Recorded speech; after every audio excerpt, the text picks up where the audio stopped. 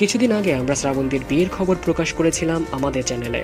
নতুন খবর হলো বাগদান সেরে ফেলেছেন ওপারের জনপ্রিয় নায়িকা শ্রাবন্তী চ্যাটার্জি।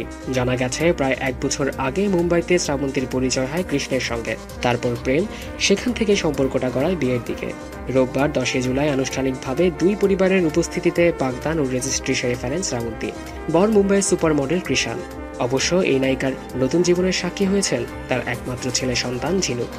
এর আগে শ্রাবন্তী কলকাতার প্রযোজক রাজীব বিশ্বাসকে বিয়ে করেছিলেন। বিয়ের পর ভারতীয় গণমাধ্যমকে শ্রাবন্তী বলেন, আমার ছেলে ঝিনুকের সঙ্গে কৃষাণের সম্পর্ক একেবারে বন্ধুর মতো।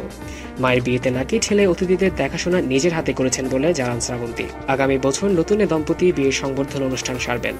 তবে এর আগে হানিমুনের পর্ব সারতে কিছুদিনের মধ্যে ইউরোপে উড়াল দেবেন শ্রাবন্তী কৃষ্ণ দম্পতি।